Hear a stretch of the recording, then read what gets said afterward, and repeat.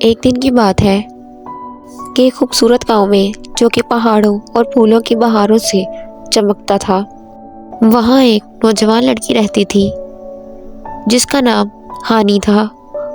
ہانی ایک دن اپنے گھر کے قریب ایک جنگل میں جا رہی تھی کہ اسے ایک وہاں شاندار درخت نظر آیا۔ ایسا درخت اس نے پہلے کبھی نہیں دیکھا تھا۔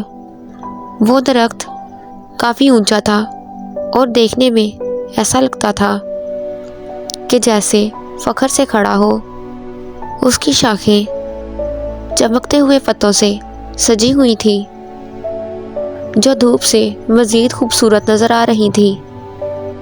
ہانی اس درخت کی خوبصورتی سے متاثر ہو کر اس درخت کے قریب گئی اور اس کی ہموار چھال کو چھونے کی کوشش کی۔ اس کی حیرت کا سبب یہ تھا کہ درخت نرم سونے کی روشنی کے ساتھ چمک رہا تھا۔ جیسے ہی ہانی آگے بڑھی تو اسے وہاں سے ایک نرم اور ہلکی آواز میں سنائی دیا، خوش آمدید جوان مسافر، میں محافظ درخت ہوں، میں جنگل کا محافظ اور اس کا رازدار ہوں، اور کہا آپ کو جادوئی سفر پر سفر کرنے کے لیے منتخب کیا گیا ہے۔ ہانی کی آنکھیں حیرت سے بھر گئیں جب وہ درخت کے الفاظ کو سن رہی تھی۔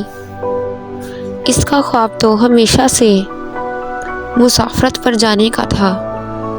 یہ سن کر اسے لگا کہ اب میرا یہ خواب حقیقت میں بدلنے والا ہے۔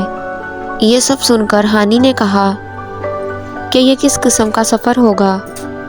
جیسے ہی ہانی نے یہ پوچھا تو اس کے دل کی دھڑکن تیز ہو گئی۔ سفر دریافت کے محافظ درخت نے جواب دیا، جنگل کے دل میں یعنی اس کی گہرائی میں ایک قیمتی خزانہ چھپا ہے۔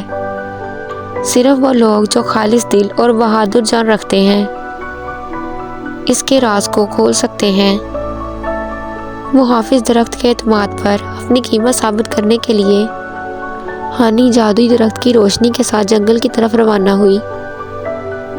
راستے میں اسے مختلف چیزیں دیکھنے کو ملی جن میں شرارتی پریاں بھی تھیں اور مختلف جانور بھی موجود تھے۔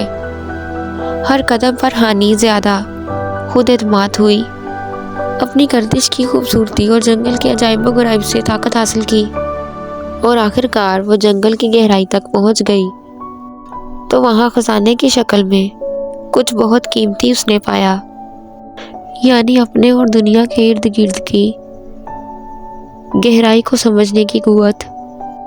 جب وہ قدیم درختوں کی چھاؤں کے نیچے کھڑی ہوئی، اس نے محسوس کیا کہ اس کے مقصد کا سفر ابھی شروع ہوا ہے اور محافظ درخت اس کی رہنمائی کے طور پر تیار ہے۔ اس لیے وہ بھی تیار تھی کہ جو بھی چیلنج اس کے سامنے آئے گا وہ اس کا مقابلہ کرے گی، یہ جانتے ہوئے کہ جادو ہمیشہ اس کے ساتھ ہوگا۔